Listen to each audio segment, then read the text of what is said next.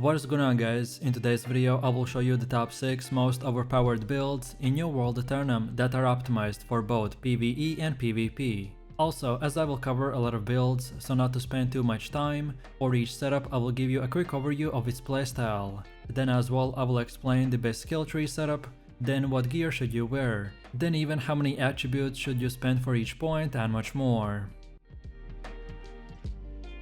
So then moving over to the first build, which is the sword and the warhammer. This setup focuses on crowd control and using your tankiness to do massive amounts of AoE damage while surviving huge amount of enemy hits. If you use the best skill tree build, then both of these weapons will synergize perfectly to allow for a flurry of abilities that will leave the enemy target staggered, stunned and knocked down over and over again. So as our job will be to prevent the enemy from moving, so then us or our team will be able to finish them off.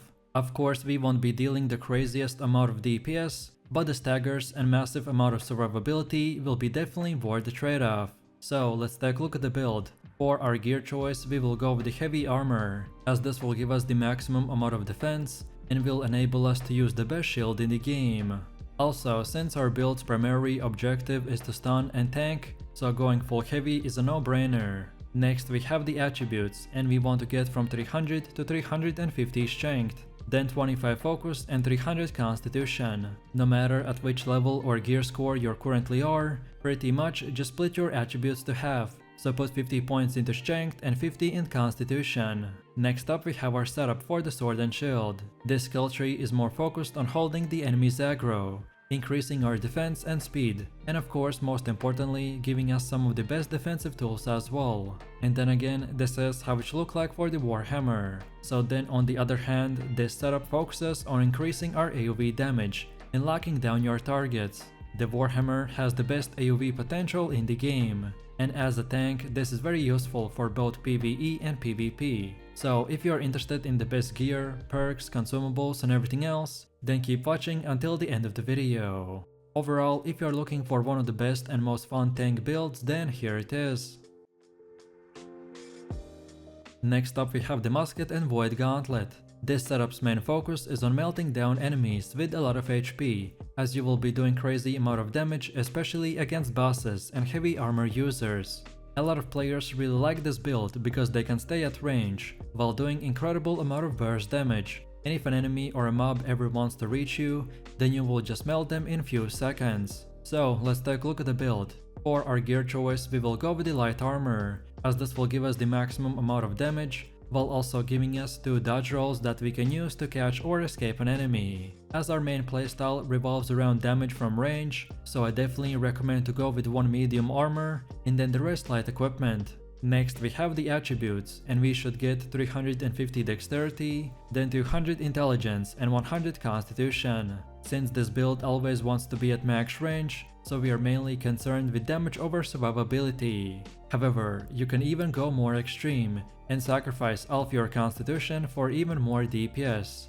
I definitely don't recommend it, but it's an option as well. Then next up we have the skill tree, and this is how it should look like for the musket. These nodes and the overall layout is structured around increasing our damage over time, while also increasing our headshot and overall DPS by more than 2 times. And then again, this is how it should look like for the void gauntlet. This setup is made around removing and buffing the musket's weaknesses, which are locking down your target and armor penetration. So this is where the void gauntlet comes in very handy. If you are interested in the best gear, perks, consumables and everything else, then keep watching until the end of the video. Overall, if you are looking for amazingly fun and high DPS range build, then here you go. Next, let's take a look at another tank build, which is the sword with a spear. This setup has become very popular in the recent updates, as its playstyle is focused on being able to quickly initiate a fight on a single enemy, then put them into a crowd control combination, which then afterwards opens them up for a huge amount of damage opportunity. This build has an amazing survivability, and he can pretty much outrun just about any enemy. So let's take a look at the setup. For our weight we have 2 options, so go full heavy or maybe decide to go with medium armor, as this build has quite a lot of CC and mobility, so you're not required to go full tank. However, I personally recommend to go with the medium armor, as this build has 2 ways of playing it. So be a tank with a high CC or be a melee bruiser that is super annoying and can do huge amount of DPS. The latter option has higher risk but also higher DPS, and just overall in my opinion is more fun. Next we have the attributes, and we should get 350 strength, 250 dexterity, and 50 intelligence. But if you decide not to go all in on DPS, then you can sacrifice 100 dexterity for 100 constitution. Then next up we have the skill tree, and this is how it should look like for the sword and shield. This layout is focused around high bursts of DPS and survivability, while this is how it should look like for the spear. And this weapon's main focus is on crowd control and locking down the enemy as much as possible. So if you're looking for a super fun and CC oriented build, then here it is. Then for the next build we have the hatchet with the warhammer. This setup focuses on high survivability and high AoE damage as well, as we're using the hatchet with the berserker skill, so we can damage the enemies from a range while also surviving even the toughest bosses if we ever drop below 0 HP. If perhaps you want to be a half tank and half DPS, then this is the perfect setup for you. So for our weight we can again decide to go with the heavy or medium armor. For this setup I personally prefer to go with the full heavy, but as I've said, it is up to you. Next we have the attributes, and as we're going full tank, so we want to get about 300 strength, then 25 in dexterity, intelligence and focus, and then lastly the last 300 in constitution. And again, if you're not at the max level yet, then just simplify this by putting half points into strength and then the other half in constitution. Next let's take a look at the skill tree, and this is how it should look like for the warhammer. So pretty similar like the previous bruiser build, as we're focusing on AoE DPS over armor penetration. And then again, this is how it should look like for the hatchet. So we mainly get the berserk skill and upgrade it, while also not forgetting about getting these two debuffs. If you are interested in the best gear, perks, consumables and everything else, then keep watching until the end of the video. And overall, if you want to use a very powerful tank build that pretty much never dies, then this is it. And then for the last and final one, we have the bow with the void gauntlet. This setup is great for dealing damage over time in big clumps, as most of our skills are built around AoE debuffs, stuns and interrupts. Also, as we are going to be using void gauntlet with the CC skills, so we will need to be relatively close to the enemy, which means not making ourselves very squishy. So then we can go in, lock down the target, then burst him down, and then come back and survive another day. So if this sounds fun, then let's take a look at the setup, and for the weight we want to use the light armor, as this will give us incredible amount of damage while also giving us 2 dodge rolls, so we can quickly get in and out of fights. Then for the attributes we want to get 25 strength, then from 350 to 400 dexterity, then also 150 intelligence, and finally 100 constitution. As we are using the light armor, so to get some defenses, we for sure want to spend 100 constitution, just in case to be safe. Next, as far as the skill tree goes, this is how it should look like for the bow. So this is built around AoE damage and just burst DPS, so we can quickly melt down large groups of enemies. And then on the other hand, this is how it should look like for the void gauntlet.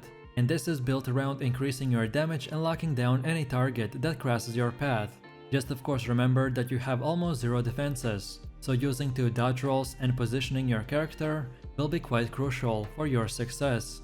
And then for the last and final part, let's take a look at the best gear, buffs and consumables that pretty much all builds could use. And remember that this is just an example, so as far as armor goes, of course slowly but shortly, you want to get to 275 gear score. And no matter if you choose medium or light armor, always use the abyssal/war gem on your gear, and you can try to get some of these perks like the keen, condition and refreshing. Then as far as your weapon goes, use opal or augmentation gems to convert damage to your highest attribute, but only do this if your second weapon doesn't support your main one. So for example, when you pair musket with the ice gauntlet, the musket doesn't utilize the intelligence, so then you want to use the intelligence converter gem to do more damage based on intelligence. Then next up, let's go over to the consumables, and you want to use the healing potions, regen potions and also mana potions, if for example you're a healer and constantly running out of it. And then lastly, for everyone, you should use any type of food that boosts your attributes even higher. Remember that this is only for 30 minutes, so you need to constantly eat more to keep up the bonuses. And then lastly, don't also forget about using honing stones to get easy from 5 to 10% damage increase. And again, you need to keep reapplying it once in a while, as it also has a timer. And that's about it. So if you enjoyed this video, click like, subscribe and comment. If you are interested in more content, then check out my channel and I will see you in the next one. So take it easy, peace.